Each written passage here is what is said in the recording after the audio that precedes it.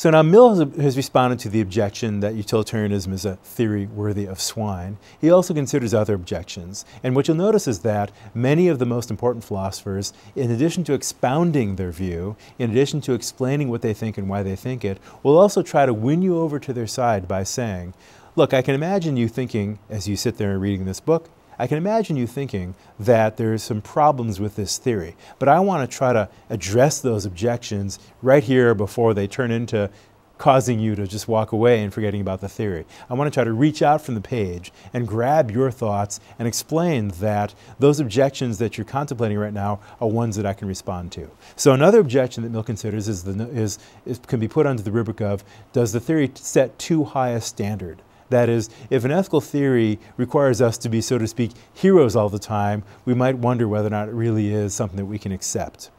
That is, Mill suggests that the utilitarian might feel like she's obliged to, whenever there is some utility deficit somewhere in the world, for example, whenever there's a famine or an earthquake or a tsunami or a hurricane that's caused damage, while there are lots of people suffering, I better get on the next helicopter, so to speak, and do what I can to try to help out. Mill suggests that the great majority of good actions are in fact intended not for the benefit of the world, but for that of individuals. Those alone, the influence of whose actions extends to society in general, need concern themselves habitually about so large an object. What it means by that is the following. If you're a president or a governor or a mayor or head of an NGO that has responsibilities for people across a large geographical area, then you do need to look at the well-being of people within your ambit, as it were, within your zone of responsibility. But if you are a person who's got a, say, small business on a street corner in a town, suppose you own a coffee shop, then you've got responsibilities to your customers, but those responsibilities do not themselves immediately have implications for people at the other end of the world. Furthermore, Mill can, and he could develop this thought a little bit more, Mill is within his own theory of the resources for saying something like the following.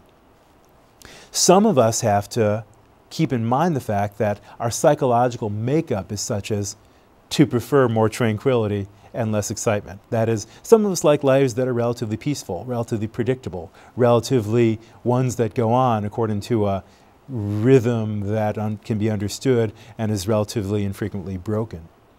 That's fine, and that allows us, for those of us who's got psychological makeups like that, that allows us to live lives in which we can produce a fair bit of happiness by helping out others, coming up with creative things, for example. Whereas there might be others for whom the adrenaline junkies, as it were, for whom getting onto the next helicopter to go to the latest zone that's in need of crisis repair, response to a crisis of some kind, those people produce great happiness because they respond well to those situations, and they like having a life that's punctuated by frequent breaks in which they've got to go and help out others in crisis. They don't like tranquility so much. They prefer unpredictability. They love the idea, some of them, of being ready for the next crisis wherever and whenever that may be. I think Mill should say, for those people, great, we should support them. We should do everything we can to cultivate their lifestyle and make them capable of producing happiness by responding to the latest crisis, whatever and wherever. Whereas for other people who are not built like that,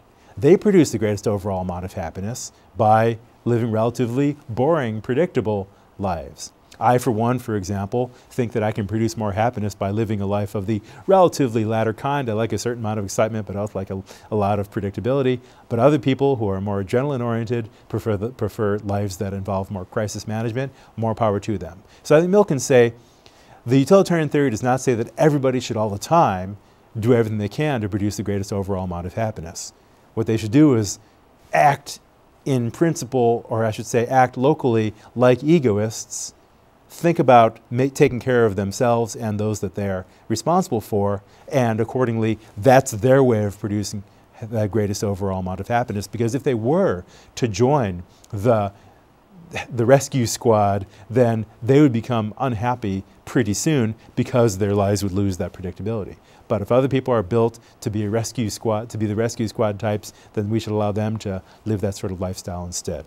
So Mill is within his rights to say that your intentions don't matter so much in performing the actions that you do. What matters are consequences, and for some of us, those consequences should look as if they're egoistic, even if they're not. For others, those consequences should look like they're truly objectively utilitarian. Mill goes on. He who saves a fellow creature from drowning, back to the drowning case, does what's morally right, whether his motive be duty of or the hope of being paid for his trouble.